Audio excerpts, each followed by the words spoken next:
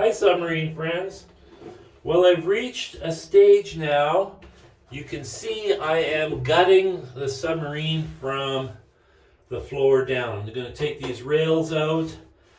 I'm going to paint these, so I don't want to do that in here because I'll get gassed to death. So I'm trying to not necessarily remove everything like this pump for pumping out the variable ballast tank.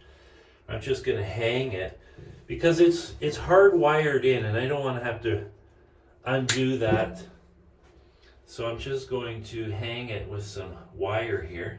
And the only reason I have to hang it up is so I can get this 2x4 rail out. So this is not that heavy, so this should work just fine. There we go. So this compressor might be too heavy, but I'm going to try. Mind you, I would only have to chop one wire, which is not so bad. Maybe I should just do that, because I don't want it dropping if the wire fails. This bilge pump is okay. So once I get all this stuff out, I've got floorboards underneath all this yet for batteries to sit on and for the ballast bag to sit on. Now this carpet, I just put this in here so that my ballast bag wouldn't get damaged, but obviously I'm not going to put that back in because that'll just get moldy and gross if any water spills through. So another thing I have to do, I do have holes drilled at the base of these reinforcing rings so that water can go from one end to the other if water should get in here. So I actually want to increase those, so I want to make them a little bit bigger. I see there's a lot of junk in the bottom, bits of wire and drilling shavings and you name it. It's all falling down here, dirt, dust. Oh, I need that. So once I get this all cleared out and those holes increased in size, touch up paint wherever it needs it, then I put in, I got one right here. Yesterday I cut up my grater blades, and so they're gonna go right here underneath the ballast bag. So I've got 10 of these to put in here, and they're going to go under the ballast bag and under the battery compartment area. I mean, that's just dead space. So I may as well put ballast weight in there. I have to add 800 pounds. So when I tested this in my test pool, I just started filling this thing up with just scrap weight, starter motors, electric motors, steel plates, you name it, I had it in here until I finally got it heavy enough that it would actually submerge.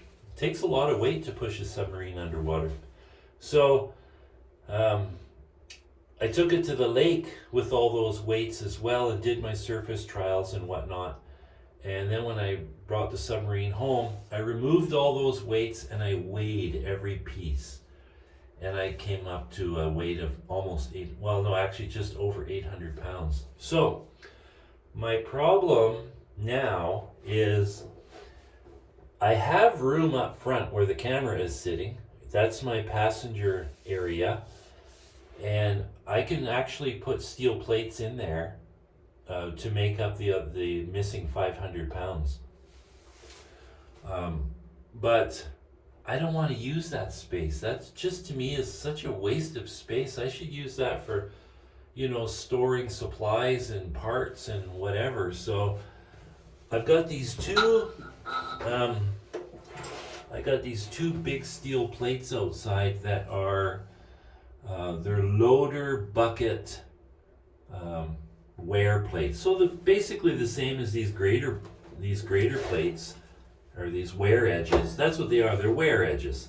So they're 16 inches wide, 57 inches long, and 1¼ inches thick. So each one weighs around 300 pounds, a little over 300 pounds each. So what I can do is I can put less grater blades in. and I can put those two plates under the sub. But the problem is, I don't want them leaning against the hull like this up against the keel, because that's going to be ugly as sin. The most effective thing to do with them is to curve the front, like stand them up on an angle like this. So they basically become dagger boards. They would be flush with the bottom of the keel, and they would be in a position like this. I like that because it helps prevent the submarine from rolling from side to side, because it's like a big dagger board. So that's one option. The other option, of course, is to cut them into smaller pieces, put them up front, and waste the space in here. I don't want to do that. Another option I have is I can get more grater blades. They're not hard to get. They're actually pretty easy to get because they're worn out. They just throw them away.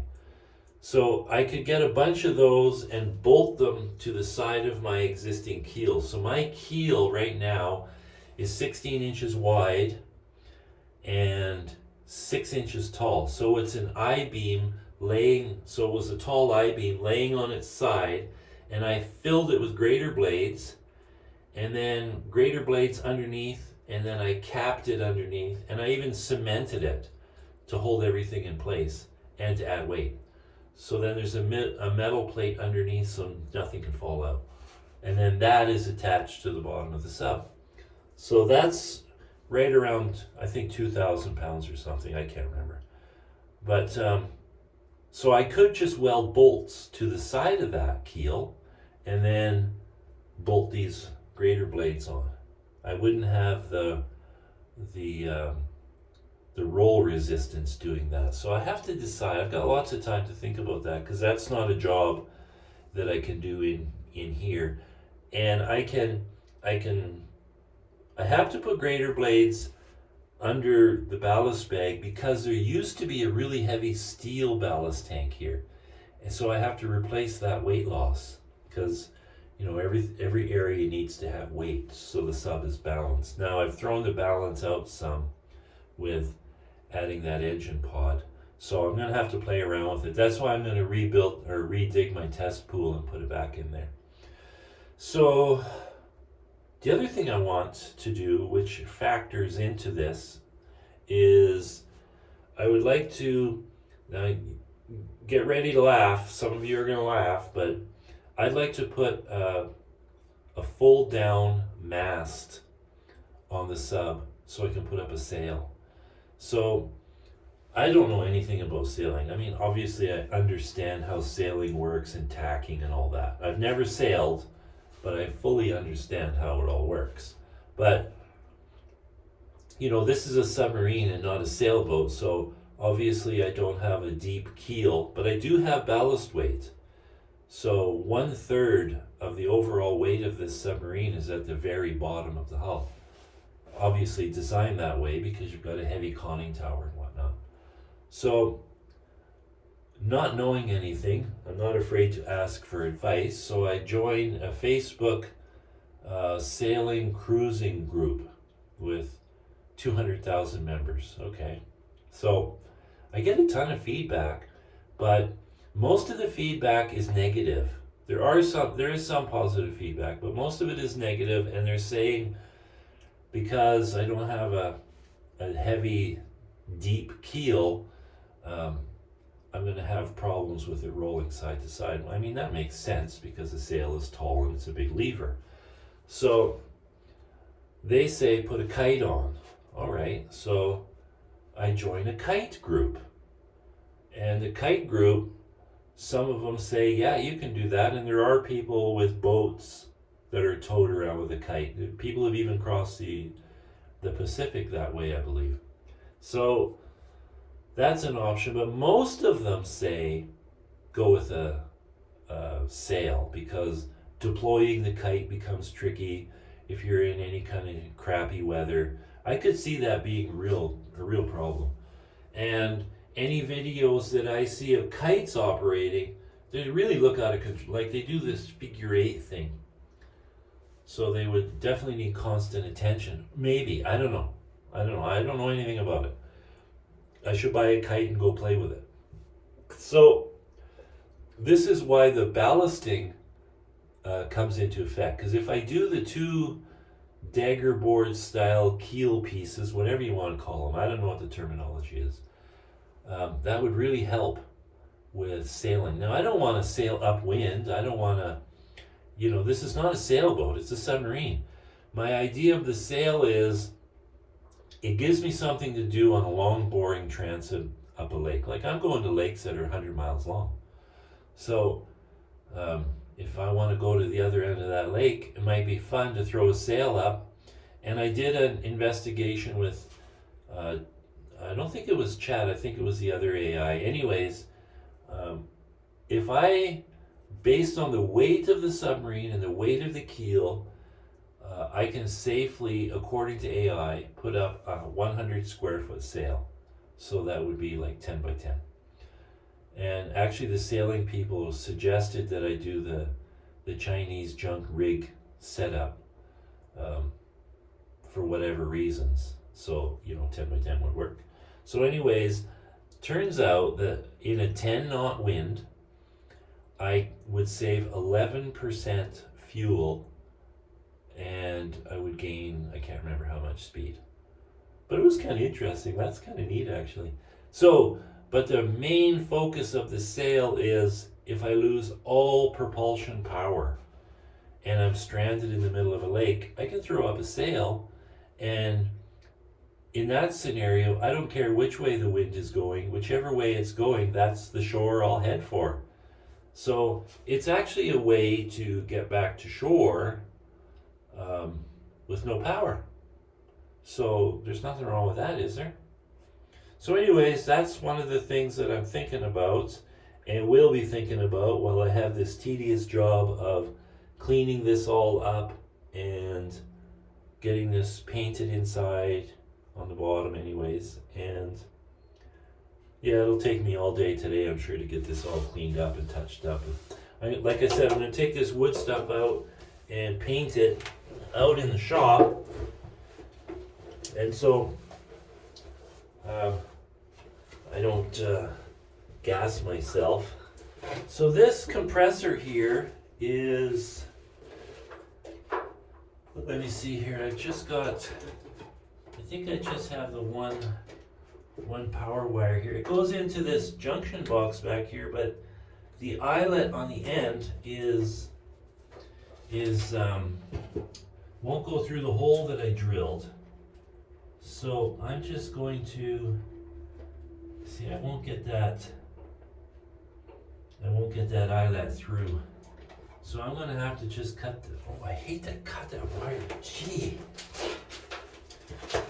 Oh, I'm torn. I don't want to cut that wire. It's just another splice. Less splices are better, right? Okay, let's see if we can tie this up reliably first. Nobody likes a coward. My brother used to say that all the time. Nobody likes a coward. Let's just give it a try. Then I can hang up this well, actually I've got a bilge pump here. I can actually just throw that in the back. Again, it's all hardwired. I didn't make it so that it, okay, we got a good spot there to hang from. Okay. Oh, I think that's going to be okay. Oh yeah. That's a pretty nice compressor. I bought that from Vever or Vever or however you pronounce it, I have no clue. But I wrecked the first one by not having check valves. You see, all my other submarines, they didn't have check valves because you don't need check valves if you're using an air tank supply. Because any water that comes in just blasts out. But in this case, the water made it all the way back to the compressor and it hydraulicked. So the piston couldn't push the water out fast enough, so now it has a terrible knock. So I bought a new one. So now I have a parts one, I guess. So that's pretty good, no problem. Now unscrew this, and then I can drag out this carpet. I'm going to leave that into the bitter end because it's really comfy to work on. So just undo this.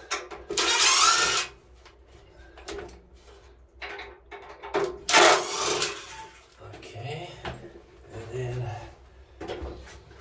the other end.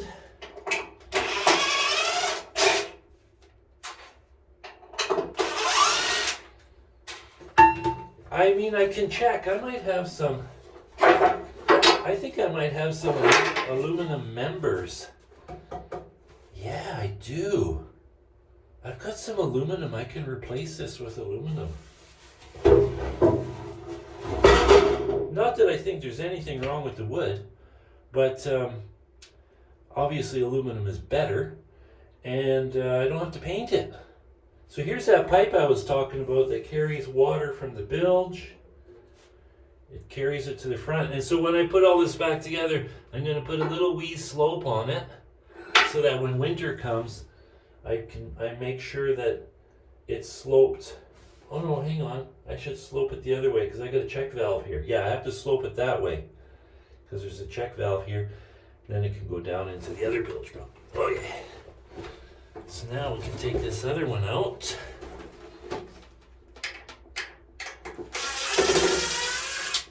Yeah, I've got that aluminum. I'm not sure, it might be too big, but I'll see. I could always redo the mounting, but that sucks because the whole idea of mocking things up is so you don't have to rebuild stuff.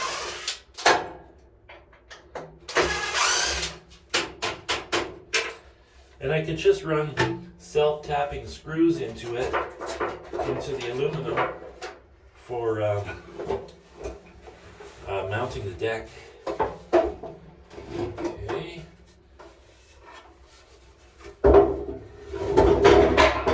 That ballast bag, that thing is fantastic. I'm so glad I did that. Because when I took that steel ballast tank out, it was really gross. Like it's rusty and gross. I don't like that. So I guess I better get rid of this demonstration piece of brick here. Okay. Get rid of that. I'll tell you what, this submarine is so darn spacious. I just love that. It's really nice to work in here. Now, it looks like I'm all crowded in here, but believe me, this is nice. Oh, the carpet. So I've got these two mats. They're like a foam. I will be using those still. Actually, I'll do a test and make sure they don't absorb water. I can just cut a little chunk off and put it in some water overnight or something. So now I've got, oh my gosh, there's a lot of stuff down there that fell in. Okay, so these pieces are not going back in. They are going to actually be railroad plates stacked up. I just put those in so that the ballast bag could sit. See, these will take the place. And then what I have to do is they have to be stacked up so that the ballast bag is flush with the rings. So I could just lay them in there, right? I can do 2 layers and Bob's your uncle. Same with up there where the batteries go. And then I will probably cut an aluminum plate. I've got, boy, I just remembered that. Whoa. I got an aluminum loading, what do you call it? So you've got a warehouse and you load semi-trailers. And there's this aluminum plate that they put from the concrete dock into the semi that they can run forklifts over. So I've got that 1/2 inch thick aluminum plate. I can cut out a piece to go there for the batteries instead of using plywood. I mean, plywood has got its use, but down in the bottom where I can never access it easily, I'd rather not have any wood. I would rather have no wood, period, but such is life. Okay, so this right here, you won't believe this. This is a nice brass T here, discharge for my discharge. Or no, this fills the ballast bag. But this is the funniest thing. I needed a pretty complicated shape of hose to go from the valve to the ballast bag. And so I go out to my shop and I find this radiator hose and it fits perfect. It's got the exact bends that I need. That's unbelievable. So, well, actually where it lays against the hull here, I will guard it. Because one thing I've learned in my life, anytime a hose is laying on metal, it's going to rub through. So I'll probably just put 2 hose clamps on that with a piece of metal underneath to keep it away from the steel hull. So now starts the sweeping up and removing. I'll actually vacuum all this. When my wife got a new vacuum, I got the old one. You know, the cordless ones that you run around the house with. Okay, so I guess I gotta start sweeping. I did bring my dustpan. Well, this is not bad at all. There's not much to touch up at all, actually. I'm gonna have to wash it though. It looks like there might be some residue of some sort from something. I would never clue what. There. So I got a cable going across here. Let's just have to move that out of the way. This is all pretty straightforward. Excess wires here. Oh, this is neat. This is not going to take long. It's my wire for the scrubber. You see, I made it all so that it's super accessible. Just sweep that all up. I think I might just vacuum that up. I'll just take my hand and put it in there. Okay, so I'm just going to vacuum that part. Oh yeah, this is not going to take me long at all. That's a funny thing about this, you know. You can... Here we go. You can think about a job and think about it and think about it, and you think, oh God, it's going to take me all day. And then you come out to the shop, and a half hour later you're done. And then, the other day, I was fixing my 1-ton truck that I used to pull the sub in anticipation of using it. It's got some problems with the lights, so I was taking the steering column apart so I could change a part in there. Oh my God. My 20-minute job turned into like hours. So it's funny how that works. So I think this is going to fall into the, it's not going to take that long category. Yeah, I don't think you can see it, but like a hole. Oh, there isn't even a hole in this one yet. There's a hole in this one, but it's only 1/4 inch. So I want to have at least like a 1/2 inch or 3/4 inch hole. I think 1/2 inch would be okay as long as there's no debris down there, which there won't be because I'm done making a mess in here. It's just a matter of putting her all together now. Now the back needs to be welded on still. So what I'm going to do, I've got this really heavy blue foundation membrane that we use to damp proof foundations. So I'm just going to put a piece in that opening and then use magnets to hold it, because I have to grind all that to a bevel to get a full penetration weld. And I sure don't want to blast all that grinding stuff in here. And then on top of that, I'll put a fan in the conning tower blowing air in, so it pressurizes it so that the air is pushing out instead instead of stuff coming in. So, oh, I found a tool. This is going to be a shock. I am missing my 10mm socket, and I was expecting to find it in here because that's the last time I had it. Okay, so I'm just going to carry on with this. Ciao.